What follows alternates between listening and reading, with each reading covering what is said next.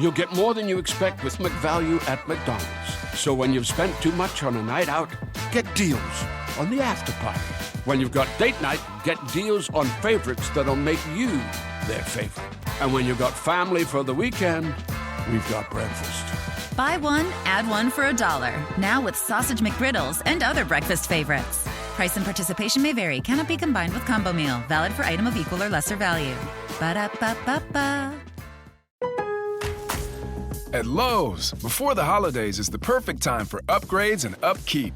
During Black Friday, get up to 50% off select major appliances and buy more to save more with up to an additional 25% off when you bundle select major appliances. Plus, grab select DeWalt 20-volt max drill or impact driver kits for just $99. Lowe's. We help, you save. Valid through 12/3. Selection varies by location. While supplies last. See Lowe's.com for more details. That's what I always say. You always follow the money. Yeah. This is Follow the Money with Mitch Moss and Pauly Howard on VSiN.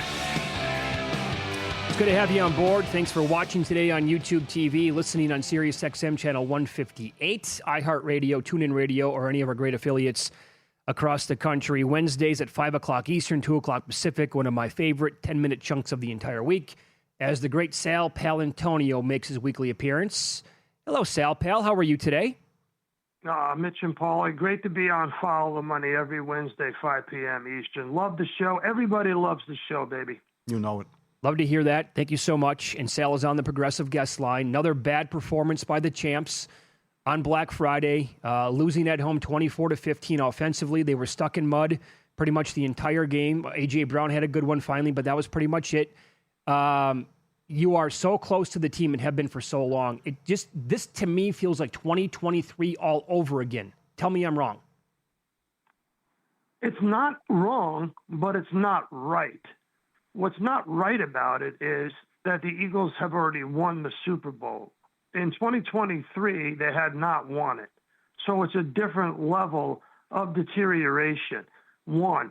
Two, when you have this level of injuries on the offensive line, remember, and you had no right guard, Mekhi Becton gone, Lane Johnson gone, and you really are a left-handed running team. You can't really run to the right side. So that's a major, major issue. But I got to tell you, in all of my analysis of film of the Eagles offense, it's very clear to me the number one problem is the quarterback. Oh. And the number one problem with the Eagles offense is Jalen Hurts is holding the ball too long. 2.99 seconds from snap to throw, second slowest in the National Football League. If you're counting 1 Mississippi, 2 Mississippi, 3 Mississippi, it's very hard to hold your blocks for 3 seconds, especially if teams are blitzing like the Bears did, or the Cowboys bring in 5 at the line of scrimmage. He's holding the ball too long, and then you watch the film as he's missing receivers, he's missing wide-open receivers, and he's not seeing wide-open receivers. The greatest example of that was that crossing route by Devontae Smith where he threw it behind him. They did show later in the broadcast on film that Dallas Goedert was wide open on a post pattern. I mean, there was no Bears defender within 10 yards of Dallas Goedert. And Jalen Hurts never saw him. But I think the most egregious example was Saquon Barkley in the flat, 5-yard flat route, actually slightly behind the line of scrimmage. I'm not exaggerating this, but pretty much anybody playing backyard football could complete this pass. And he throws it too early and hits Barkley in the helmet. I mean, it's just dysfunctional in the pass game, and the major problem is the quarterback. Very strong. It is excellent. Yeah. How about the OC? How much blame does he take? Well, see, I don't want to give the OC blame. I don't want to give Kevin Patullo blame for 2 reasons. One, this offense has many fathers. It's Nick Sirianni's offense. Jeff Stoutland is the run game coordinator. He helps with game planning. And then, of course, Jalen Hurts has final say on what they will call and not call. Uh-huh. Any offensive coordinator worth his salt will go to a veteran quarterback who's won a Super Bowl and say, do you like this play against this team? in this situation? Are you comfortable running this play? And then once he gets to the line of scrimmage, honestly, Mitch and Pauly, we really don't know. No one knows except the team itself how much Jalen Hurts is changing the play at the line of scrimmage. Yes. Excellent answers. Do they win the division? Can Dallas catch him? Dallas can catch him, but they won't. The Eagles will win the division. But the Cowboys, man, the Cowboys are playing the best football right now in the National Football League, and that includes the Patriots and the Broncos. I mean, that most watched game ever against Kansas City is a perfectly good example. And by the way, I said home dogs last week. I said Cowboys and Panthers, watch the home dogs. And the Cowboys, they have two players on their team right now that are complimenting Dak Prescott, one on offense and one on defense. Quinnen Williams right now, unblockable. Unblockable. And the way that Matt Eberflus is setting him up, he is really doing a great job penetrating the line of scrimmage. Just picked him up in a trade, obviously, a few weeks ago. And the other guy they picked up in the offseason is Pickens. I mean, unguardable right now. Mm-hmm. Pickens is LeBron James. That's who he is right now in the National Football League. You watch him, he is always open. And you got those two guys complimenting the way Dak Prescott is playing. And here's the difference between Dak Prescott and Jalen Hurts. Prescott is on time and on target. And he sees open guys, and he trusts his big dog. And that's something that Jalen Hurts has not done. And at some point, the switch has got to be, the lights got to go on, and Jalen Hurts has got to figure this out. Well said. Do you like the Cowboys? Do you love the Cowboys tomorrow night against Detroit? I love the Cowboys tomorrow night against Detroit because two reasons. One, the Lions are not blocking anybody. Right. And Matt Eberflus on the front with Quinnen Williams, they're going to get after Jared Goff, who can't move. Two, the Lions have problems in their secondary with injuries. Mm-hmm. And Pickens and CeeDee Lamb and that tight end are a threesome that they'll have difficulty handling. I think the Cowboys go on the road and win outright. So do I. So back to your Eagles for a second here. Pauly asked you about the division. Do they win against the Chargers in L.A. this week? Yes, they win against the Chargers in L.A. First of all, the Eagles love to play in L.A. They love to play the Rams and the Chargers in L.A. This team historically and under this administration has been a good East Coast to West Coast team. They are comfortable playing in SoFi. They will they get juiced up for it. They will play at a high level in this football game, and I think they match up well against the Chargers. I think the Eagles will win this game, and they will cover. Bigger surprise, they allowed almost 300 yards rushing against the Bears, or the family started with ravioli and not lasagna on Thanksgiving? Oh, no, yeah, come on. I was in the Acrisure press box. I got to tell you the story. And there's a gentleman there. He's a paisan from Pittsburgh. and he's always saying, hey, I heard you on Mitch and Pauly on VSiN. He goes, but do you really have lasagna before the turkey? And I said, I got to confess to you, this time we didn't have the lasagna. We had the ravioli instead. Did it live up to it? A dozen meat and a dozen cheese can't go wrong. Yeah, I hear you. Now, I'm guessing that when you were playing backyard football on Thanksgiving, you never screwed up and made that errant pass like Jalen Hurts did that you're talking about. Well, listen, I sent you the picture of the MVP, my granddaughter Kira. She was the MVP of the Backyard Turkey Bowl, and we're celebrating her 12th birthday today, too, and we got the sauce already on the stove, and we're almost ready to go. So, but I take some time out to be on Mitch and Pauly and follow the money on VSiN because, you know what, this is a high priority. But she has not. She's about to walk in the door from karate. This kid does it all. Wow. Wow. There you what go. A family. You're the best. Love having you on. You briefly brought up the AFC. This has to be, when you look at the odds board, it's absolutely crazy, but this has to be the most wide open AFC or any conference has been in a long, long time.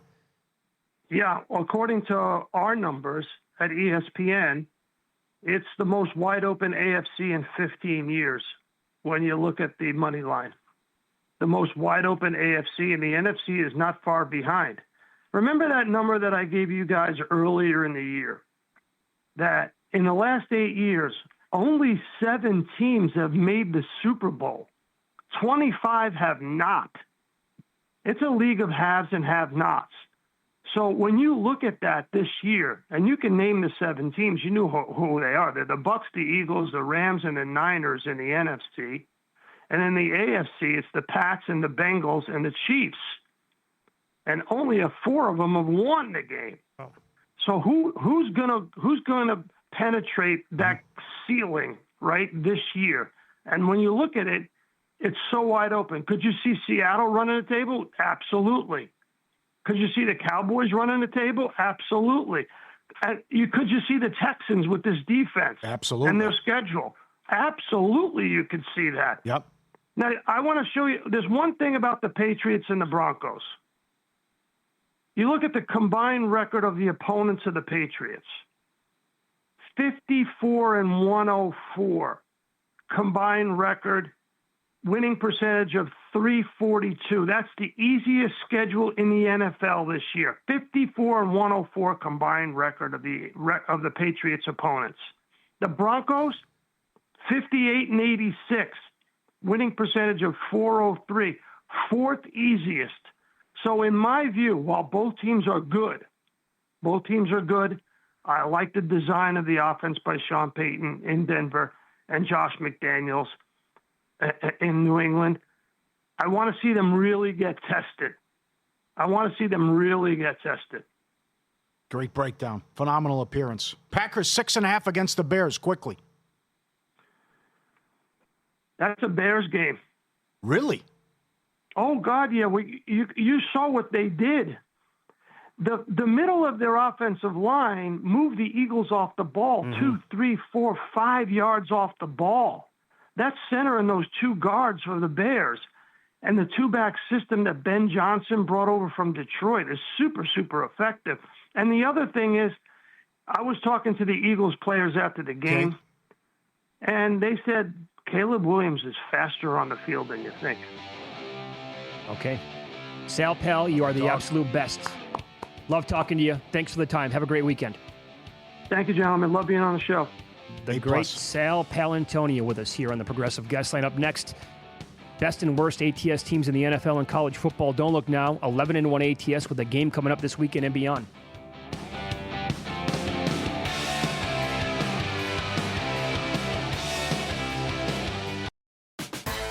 You'll get more than you expect with McValue at McDonald's.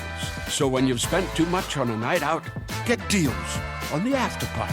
When you've got date night, get deals on favorites that'll make you their favorite. And when you've got family for the weekend, we've got breakfast. Buy one, add one for $1. Now with Sausage McGriddles and other breakfast favorites. Price and participation may vary. Cannot be combined with combo meal. Valid for item of equal or lesser value. Ba-da-ba-ba-ba. At Lowe's, before the holidays is the perfect time for upgrades and upkeep. During Black Friday, get up to 50% off select major appliances and buy more to save more with up to an additional 25% off when you bundle select major appliances. Plus, grab select DeWalt 20-volt max drill or impact driver kits for just $99. Lowe's, we help, you save. Valid through 12/3. Selection varies by location. While supplies last. See Lowe's.com for more details.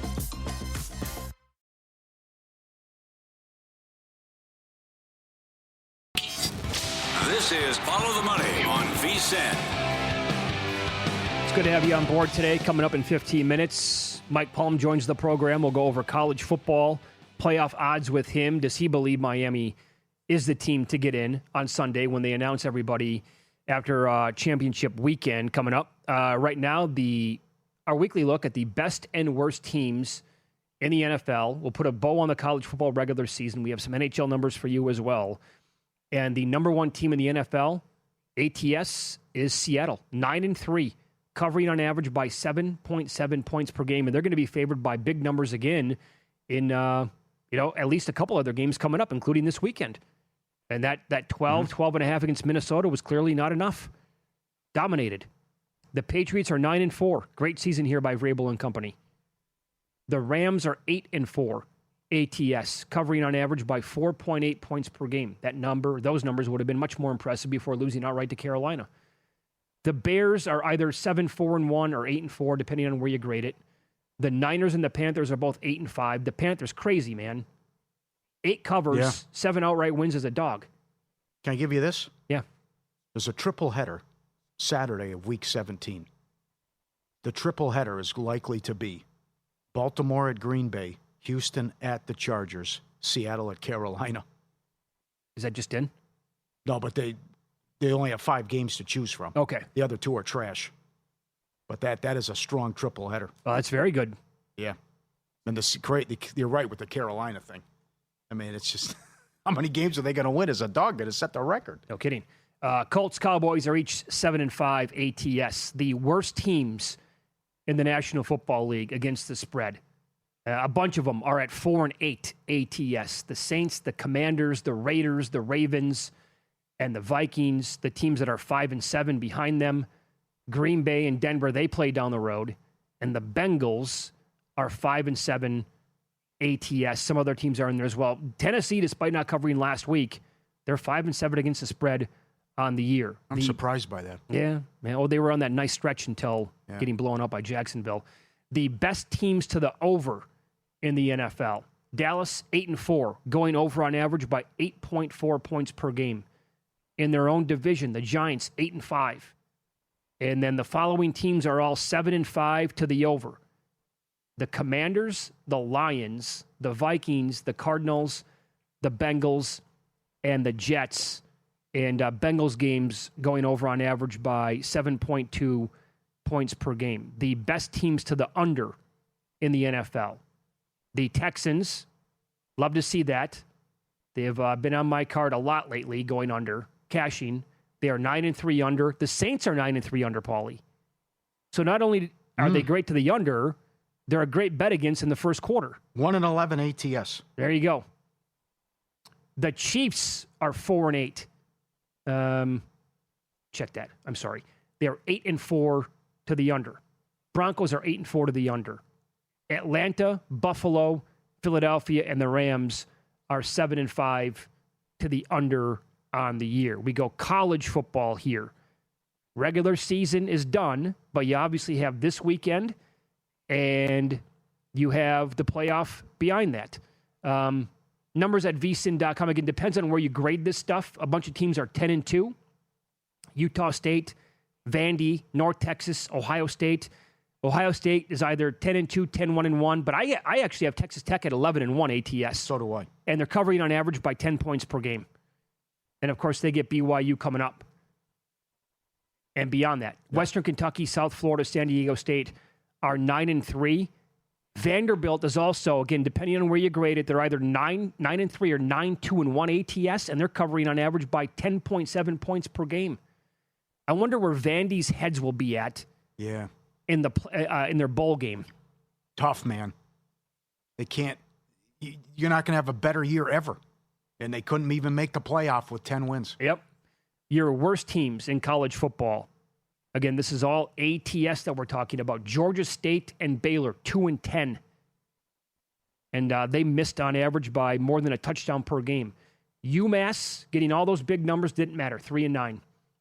Sam Houston, UTEP, Oregon State, Vodtech, Northern Illinois are all 3-9. But again, if you're looking at this stuff and you want to prep it for the bowl season, you can always get these numbers when you go to the website at vsin.com. Best teams to the over and to the under. The best over team, well, you got a handful here tied at 9-3. Coastal Carolina, North Texas, UMass, Duke, Texas San Antonio, Penn State, and Nebraska were all 9-3. Duke went over on average by 8.7 points per game. North Texas by 8.8. And Navy, they still have the Army game coming up. They are 8-3 to the over, going over by about a field goal per game. Best teams to the under in college football. Too bad it's over with for Wisconsin. 10-2 to the under. Wyoming 10-2 to the under. State under, by the way, by 10.2 points per game. Oklahoma 10-2 to the under. So you can file that one away. I would love to see a rematch in the playoff against Alabama. I thought Falika had a good point on his Twitter handle. Yeah. this week, and you brought it up earlier, but he detailed comparing Oklahoma this year to Miami of last year. Yeah. Now, again, he admits he's a Miami alum. He thinks they absolutely should be in this year, but he was anti-Miami last year, did not belong in. And when you compare their numbers, they're the same exact team, just Oklahoma's offense stinks. Miami's defense stunk last year. Same exact numbers, pretty much. Yep. We don't have this mess if Alabama takes care of business or if LSU has a blown coverage. That's right. And we wouldn't have to be talking about Oklahoma. Sure.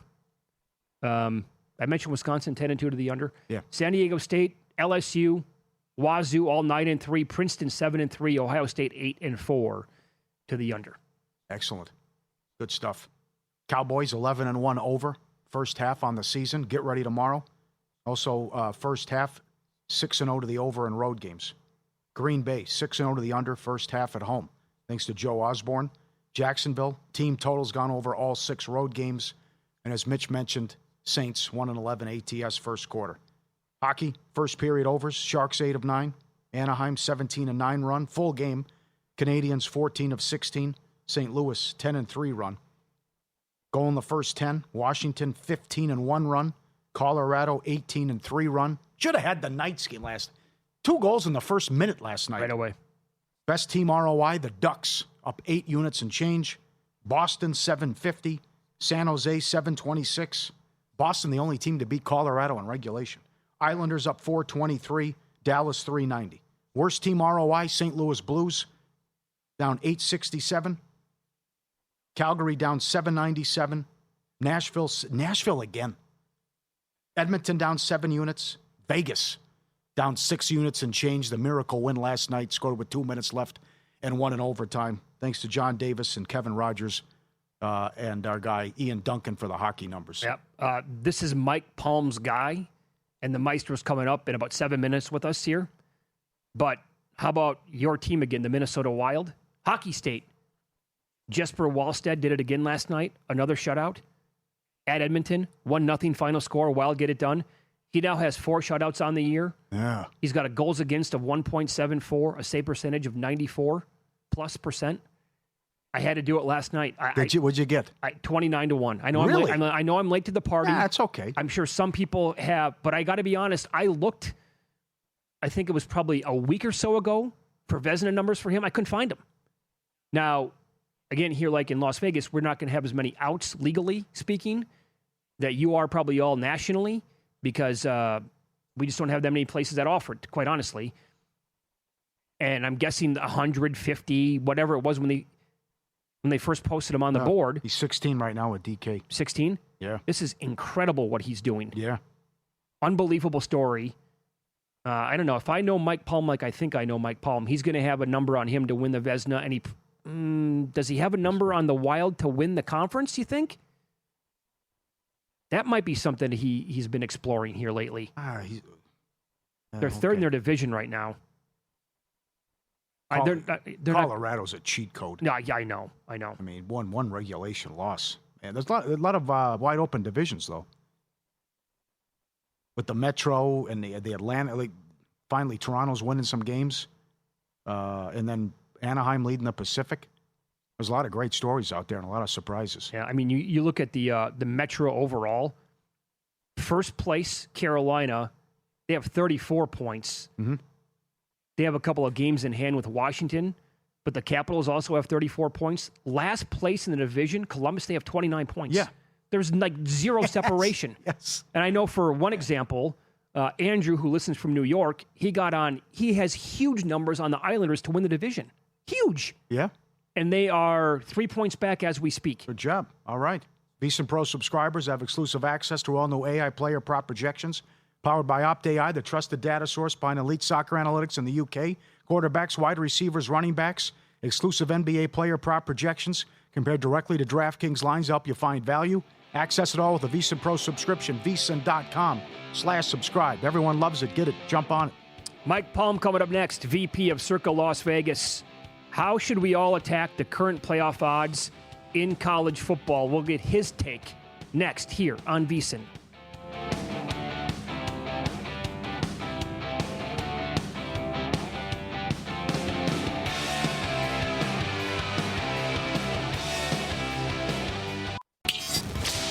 is Follow the Money on VSiN. Love this hour every single week. We start with Sal Paolantonio. We smoothly glide into Wednesdays with the maestro as Mike Palm, the VP of this great property, along with the Golden Gate and the D here in downtown Vegas, joins the show. Good afternoon, Mike. How are you today? Stanford Steve, too. What a lineup today. Yeah. It's actually better. He said it's actually better. Welcome, Mitch, Paul. Thanks for having me. Yeah, you bet. Okay, so are we foolish to bet Miami to make the playoff, or is the writing on the wall with what they said last night? I believe Notre Dame will get in. And I believe that the college football playoff is a TV show. And you don't leave Cosby out. I mean, there's just when it's I know Notre Dame has some peril. Notre Dame will be out, obviously, if BYU wins. BYU steals a bid from everybody. Yep. And they won't be a buffer once they lose between Notre Dame and Miami. I mean, I guess you could bet Notre Dame no playoff. You could still get. I saw markets at 3 to 1. You can get plus $3. They don't make the playoff. I think the committee will look at the ratings they'll get and the stadiums they'll fill, and come up with some sort of a logic that they're a better team right now than Miami. And the committee talks about the losses more than they talk about the wins. They really do. So you think even though they said last night in the media call after the show was over with, it's, quote, easier to use the head-to-head win as a data point if the teams are back-to-back in the rankings, and that will happen if BYU loses. But again, to your point, it's a TV show, and they could change their mind on Sunday. They keep going through. It's tiers. They talked about tiers for 5 weeks. Now we don't hear about tiers anymore. Now we hear. So they're making it up as they go, Mitch, and they're going to do whatever they want to do. My source, who knows these people, made a good point. Once they're back-to-back, all the ex-coaches in that room are going to say, we can't ignore head-to-head now. We just can't. And that's why Miami will carry the day. What becomes of Alabama with a close loss to Georgia? Good question. Do they go in between Notre Dame and Miami? They have to go behind Miami. Alabama's got to be ahead of Notre Dame unless they get blown out. Just because the resumes are so... So a blowout could make it interesting. Well, how far would they drop Alabama? Let's say it's 41-10, Georgia coast to a victory. I mean, they were impressed with Alabama against Auburn? I don't understand that. That's one of the more ludicrous statements of the whole year. Yep. I mean, they were so desperate they wouldn't even take a field goal with a minute and a half left. They knew they had to have a touchdown. I'm convinced of that. What a desperate... That was a very desperate decision. Man, well, that's what I thought. Yeah. I'm pretty sure DeBoer was convinced if we don't score a touchdown here, we're not stopping them. We're going to overtime. They're going to at least kick a field goal, and we're not going to win this game in regulation. Yeah. The thing that messed this up was Alabama dominating Oklahoma, but blowing the game with all the turnovers. Oh, it was awful. Because I don't think anyone wants to see Oklahoma in the playoff. No, but they can't move the ball against LSU. No, it was terrible. Two blown coverages was their only offense the whole game. It was ridiculous. I know. Okay, can you make a case for Duke, who was 40 to 1? No. They are 25 to 1. I can't either. But 5 losses, and they were beat soundly by Tulane. Correct. I think that Tulane loss is very important. Yes. So not being ranked last night and James Madison being ranked and James Madison a 23-point favorite. I can't see Duke suddenly, voila, we beat Virginia. We're now the debut at 24 with 5 losses or whatever it would be ahead of JMU. Let me give you both this. So today, Andy Staples and Ari Wasserman had Manny Diaz on their podcast, the On3 podcast. Duke head coach. He comes in, they asked about the college football chances. He said, quote, the ACC champion will always be in the college football playoff. That's why all of our focus right now is worrying about beating Virginia. We're going to let the politicking take care of the rest after that. Well, it's a nice statement by him. I know, right? It's the appropriate thing to say. But you also got boat raced by Illinois at Duke earlier. Remember that game? They couldn't stop Illinois at all. Yep. Illinois turned out to be a very pedestrian team, a disappointing team this year. Here's another angle, though, why I wanted to bet Miami, and I did to make the playoff. I think if Duke beats Virginia, what if it goes the opposite of what you're thinking? The ACC, they show up, mysterious calls to go Duke's way in this game against Virginia. Duke wins. They can't leave the best team out of the ACC out. So then they slide Miami in. Well, that's a conspiracy theory. Yes, it is. Might be right. Remember when I was screaming after this game, and it was the worst call I've ever seen, and Dabo agreed? Duke beat Clemson. Yeah. Remember that game? Yes. The announcers are like, that's it, game over. It's obviously offensive pass interference. Yeah. They called it on Clemson. Said a game over, then they punched in, went for 2 and won the game. That's another one right there. Yeah. keeping out Miami Huge. and why Duke's in this game. So let's go back. Shame on LSU, too. Sure. Losing at Cal. SMU, yeah. I mean, SMU, SMU. yeah. I mean, Oh, SMU. God. I like Lashley as a coach, Terrible. too. You cannot lose that game. They I couldn't get a agree with stop. You cannot lose that game. Okay, so when you go back to the summertime and right before the season started, and you offered all these teams to make the playoff, and you were offering huge numbers on some of these teams, and it's wide open now to win the national title. Yeah. Is there a team or two that would ding you in any of those markets? There's one team particularly that will ding us in the national championship. Although their coach took a lot of money to go chase his ego at LSU. What? Mississippi is a disaster for us. Really? Define disaster. Well, we took a $250,000 bet before the season on Mississippi. Oh, my God. So that's a big. Now we took a handful of $250,000 bets on teams that are not going to make it, right? Like, Clemson and teams that are out of it. But that's still. Now, do we have anything to worry about? I don't know. You get their defensive coordinator, and their defense was much better this year. How bad will they miss the play calling? I don't know. So I'm not super worried about it, but that was the one outlier. Oregon is another $250,000 bet we took. So they're live. I mean, they're still live. Yeah, they are. Do you remember the number that the person got on Ole Miss? I have to go back and look at it. Okay. Here's something. How much should we factor in extra motivation, maybe nothing at all, for the Ole Miss players once they make the playoff? Because all these players now have come out. Good for them. They're mocking Lane Kiffin on their social media accounts saying, we didn't want you to stay here and coach. Just get the hell out of here with that. The whole problem with this is the NCAA. Why would this period be before the game? Can you imagine if you had to make your decisions after the first weekend of March Madness and coaches started leaving after they got their team to the Sweet 16? It's almost the equivalent It's a of great it. analogy. You leave your team, you're getting them to the Final 12. You leave your team going to the Sweet 16. It's so ludicrous that and your players are moving and coaches while you're in the Sweet 16. That's the same thing as what they do here. It's so dumb. Oh, imagine that. It's so dumb. Kiffin is his delusional thing of why wouldn't Mississippi let me coach this team? I mean, come on. They have to protect their institution. Yes. I mean, why would they even consider letting him coach when he left? When he's going inside the conference to a bitter rival? You tell LSU, you'll wait till my season's over. If you want me that bad, you'll wait till Mississippi's done. They're not going to do that, but Could you believe Saban, what he was saying, Herb Street? Saban, after he fired Lane Kiffin when he took the Florida Atlantic job. yeah. Now all of a sudden he's Saban, right? I don't get it.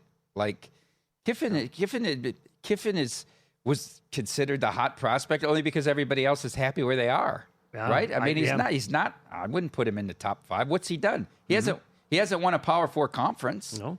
Right? No, UCLA left him on the tarmac. Yeah, USC failed big time last year with a great loaded team. Never even made the playoffs. No, I do look at their one loss at Georgia, and they scored on their first 5 possessions. Yeah. And then the last 3 possessions couldn't even get a first down. That's a good point because their resume is weak. Like when you look at their schedule, all right, you beat Oklahoma on the road, nice. But you did have Georgia down 9 in the fourth quarter. That's their best game. It's their loss. They were phenomenal in absolutely. that game. They blew it and couldn't get a stop late, but that's... Yep. Do you like anything this weekend? What do you make of the Boise State number against UNLV? Ludicrous. Why isn't it more than a touchdown? This is a game, and whether UNLV never wins these games, it's always impossible. They're not good defensively, even though this is a very pedestrian Boise team. I thought this number would be 7. So I thought that was probably the number that was most off. When they played in the regular season in Boise, they scored like 70 on them, didn't they? Yeah, they closed as a 13-point favorite. They won by 4 touchdowns. Is UNLV better and Boise worse? Now you get weather. That game had no weather in it. Yeah. Remember last year's championship? What was it, 28-0? Yeah. UNLV didn't even come close to scoring in the snow. Had no chance at all in the game whatsoever. Yeah. No, that was a tight game. I don't No. know. Last year? The title game? Yes. No, in the title game in the snow. They had a first and goal and didn't score. Yes, but got shut out, didn't they? Yeah, overall. I'll look at it. I don't think it was He had close. the score. There's no way it was close. Yes, it was. Genty housed one late. No way it was close. Are you getting a lot of the handle, I'm guessing, for this weekend is really, really high? Yeah, this is great. This is always great, especially Ohio State, Indiana. It's going to be a phenomenal handle, a night game. I think that number's short, too. How about that? You guys got all the way You can't down to score 4. on that team. You can't score on that. I'm just saying you can't score. And I know Indiana's better than last year. I know the line's better, the receivers, they got an upgraded quarterback. Ohio State physically dominated them on both sides of the ball last year. Yeah. And they might be better on defense this year. And Iowa almost beat this team. They were tied, and Iowa had the ball with 3 minutes. If Iowa makes a first down, they run it out and kick a field goal and beat Indiana in that game. Yep. Do you have any live numbers on the Heisman Trophy? No, I do not. I'm guessing that you guys do not want Pavia to win? No, but everything was so spread out. Yeah, he took a little bit of money. It's unless somebody really becomes a runaway and they were recognized early. This year was like none of the usual suspects would take command, and so everybody just lingered around. You know, everybody was 9-1, then everybody was 7-1, everybody was 5-1. Yeah, and you're throwing a dart at Yeah. same numbers or whatever. More with the Maestro coming up. Eagles fans really resorted to doing this. You cannot be serious. On tap. Follow the money. VSiN, the Sports Betting Network.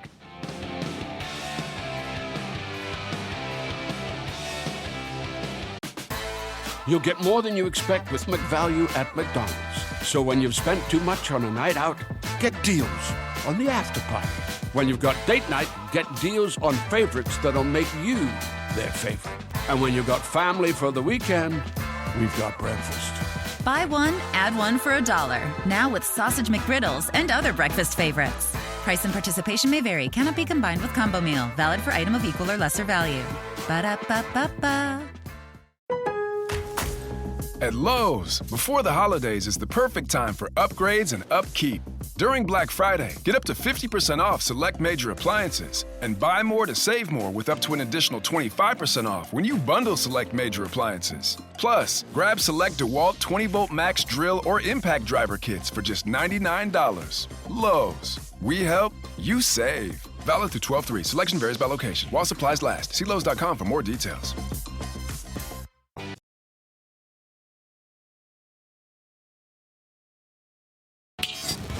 This is Follow the Money on VSiN. Welcome back. Time now for the weekly rants by the Maestro. Mike Palm, VP, Circa Las Vegas. You cannot be serious. You can't be serious, man. You cannot be serious. All right, let's start out in that city of brotherly love. Eagles offensive coordinator Kevin Patullo had his house egged in the early morning hours Saturday following the team's 24-15 loss to the Bears. Moorestown police reported that multiple people were seen throwing objects at the New Jersey home of Patullo. First thought to be rocks, it was later discovered they were throwing eggs. Several videos appeared on both TikTok and Instagrams. The ne'er-do-wells taped themselves throwing eggs at his house and shouting profanities at Patullo and his family at 1 a.m. This should be a very proud moment for a fan base that we know through snowballs at Santa Claus. Eagles fans! You cannot be serious! Theory Darling played 2 seasons for the G League Unite, now stars at Santa Clara. Landon Johnson, 3 seasons in the G League, redshirting, will play with Louisville next year. Abdullah Ahmed, 1 season in the G League, and chose BYU over Houston and other schools. That's right. The NCAA has now determined that players in the developmental league of the NBA who are paid professional salaries are now eligible to go back to college and play NCAA basketball. Now, why would they want to do that? Most contracts in the G League are around $50,000. Well, guys are making $3 to $4 million in NIL deals. This, of course, has drawn the ire of many of the top coaches in the game. Tom Izzo has called it embarrassing and ridiculous. Matt Painter thought it was a prank. Didn't believe it when he was told the kid was going to Louisville. Rick Pitino said, can we now start recruiting the NBA? If so, we have first tabs on Giannis. But this is not unprecedented. Did you know they're allowing this in other sports? Gavin McKenna, who is the top player in the CHL, and projected to be the number 1 pick in the 2026 NHL draft, has now enrolled at Penn State and will play NCAA hockey. Where does it end? Who are professionals and who aren't? You know what the NCAA is claiming? They're claiming that they allowed foreign born players, to have NCAA eligibility, even though they played professionally abroad. This, of course, is taking it obviously too far, as people are playing in North America and now getting to go back to college. Once again, NCAA. You cannot be serious! Let's talk about the Wall of St. Paul. How about that performance last night, Mitch, in Edmonton, as he shuts out the Oilers? McDavid and Draisaitl 1-0. He's 8-0-2 this year. He's won his last 7 starts. And his last 5 have been against the Ducks, the Canes, the Jets, the Avs, and the Oilers. All playoff teams. All wins. His goals against in November, 1.1. Overall for the year, 174. 94 save percentage with 4 shutouts. He's now 9-1. Here's your betting advice, folks. 10-1, Paul found on DK. 9-1 on FanDuel for the Calder. That's Rookie of the Year. What'd you get him at for Vezina? 29-1 last night. 29-1 last night for Vezina. Let's go back to the story of, though. How did Wallstat wound up in the perfect place for his nickname, the Wall of St. Paul? Let's go back to the 2021 entry draft. The Wild had the 22nd pick, and the Edmonton Oilers had the 20th pick. The Oilers traded that pick with the Wild in order to get an additional pick in the 3rd round, the 88th pick, I believe, in the draft. The Wild trading up took Wallsted with the 20th pick. With the 22nd pick, the Oilers picked Xavier Bourgault, who they traded to the Senators, and he's playing in their AHL team. And with that 3rd round pick, the reason that they gave up that position, they chose Luca Munzenberger from Germany, who was unable to reach a contract with the Oilers and return to his native homeland. What would this team have been like last year and this year with the Wall of St. Paul in net instead of Skinner or Picard? Edmonton Oilers! You cannot be serious! Wow, that is a great catch by you. Kid's unbelievable right now. Lights out between the pipes. And this is from Brendan on X. The best way to bet the Wall of St. Paul right now is to bet the no on Schaefer to win the Calder. You can find 2-1 on that. So you're saying that he was 40-1 to win the Calder last week? Before the Colorado start. Now he's 10-1. Now he's 10-1. I popped that as well. Yeah. Now I have something to root for here with this team. But you're not going to get involved with Minnesota Wild futures, I'm guessing? They always get hurt. Yeah. And I tell you another thing. Shame on America. They have this goof Guerin, your GM up there, that they always take as the American GM for these international competitions, of course, with the Olympics. You think there's injuries with the condensed schedule now? How about when they come back after the Olympic break and they're playing every other night? They're playing 3 out of 4, 3 games in 4 nights. They always get hurt. They always get hurt. And by the way, they totally overpaid for Kaprizov. $18 million a year. It's a lot. All the biggest stars in the game are getting 11 or 12. Yep. Can I give you 2 other quotes that this didn't make it, but I thought these were interesting quotes. One from my favorite NBA head coach, Chris Finch, of the Timberwolves, when questioned how the 3-19 Pelicans took them to overtime last night. Okay. Here's his quote. When you don't want to guard NBA players, you set yourself up to struggle. I thought that's a great quote. And they're winning, but they play no defense at all. This was a team, they all stayed in Minneapolis over the summer. I thought they'd be better. And then how about from the Canucks head coach, Adam Oates, on analytics? Analytics is just looking at numbers from people who are in a basement in Russia smoking cigarettes and eating cashews. Wow. That sounds like a fun job. Yeah, fun. Yeah. Good quotes. I thought those were 2 good Not quotes. bad. On X again, Billy says, I think Mike is right. Bama loses and they drop them between Notre Dame and Miami. Now they are not next to each other. Bama still makes it. Problem solved. Need a buffer. Notre Dame needs a buffer. Oh, you can't have Alabama behind. I was worried about what Tim Murray's psyche would be like. Yeah. If Notre Dame missed the playoffs, but now his team is Hawaii. He's suddenly a graduate of the University of Hawaii, so he'll be all right. Yeah. Powers will love it. Powers has been betting a no for weeks. Well, that's what he always does to hedge his emotions. He always bets against Notre Dame. I will say on Saturday when Alabama finally went ahead and they were winning 27-20, and right before the Notre Dame game, like the odds on Notre Dame to make the playoff, they kept dropping. They were 10-1 to miss. It came all the way down to like plus 290 during that game because of that result. You are freshly back from Missouri, Circa, now in 6 states across the country. Welcome aboard, Missouri. Yeah, welcome. Show me state. It was just heaven. You guys know this. It was snowing. It was, but they acted like it was San Antonio. I mean, nobody could drive in it. People didn't go to they said, none of our on-air talent at the radio station could make it in for the afternoon shows, or they came in the morning and pre-recorded their shows. What? 2.5 inches of snow, Paul, but it was perfect. No. It was perfect. 28 degrees. It wasn't too cold. Big snowflakes. David Rosper and I walked all around there. It was just beautiful to be in the snow. How did they get away with that? Then it was like an O. Henry story. We ate lunch at one bar, and then we stopped at another bar before we went to the game. The first bar had great chili, but no crackers. The second bar had all the crackers in the world, but only 2 cups of chili left. It's like an O. Henry story. It was It was amazing. Got to have. I'll relay this story. We had we had dinner with some of the St. Louis Blues executive, including their team president. And I said to him, how hard was it to get rid of John Kelly, the voice of the Blues for many, many years? And he said it was very hard, but you have to create room for young talent, or your young talent will never develop. And I respectfully disagreed, because I think announcers mean the world to people who are watching games in all sports, especially hockey, though.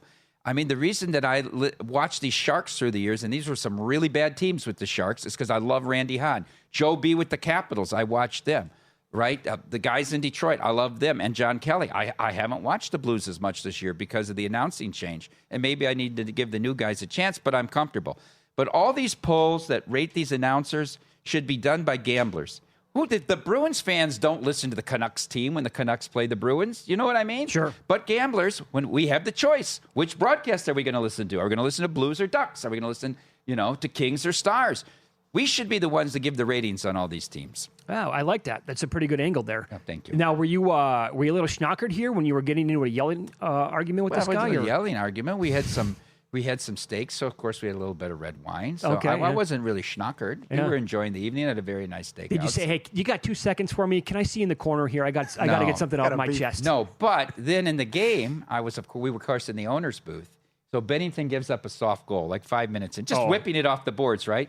And I said to one of their VPs, I said, the next soft goal, Monty's going to pull him. He gives up, but they pulls him. There were some expletives exchanged between Bennington and Monty. Yeah. As he came out, I don't know if you could see that on TV, but I told them, guys, you guys better get back to your offices to take the calls from the Hurricanes and the Oilers right now. And Hofer came in and played great in relief. Incredible offer. First Bet giving you a free chance to take down Mike Somich in a 5-race showdown on Saturday, December 6th. We're talking Gulfstream and 4 graded stakes at Aqueduct.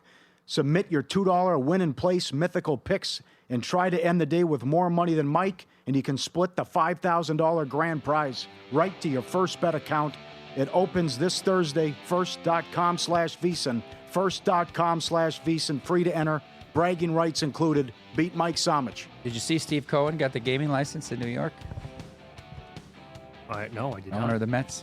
Wow, big for you guys then potentially. Maybe. Yeah. Okay. Maybe. Great job, Mike. Stanford Steve, college football, Ole Miss, Miami. The game's next.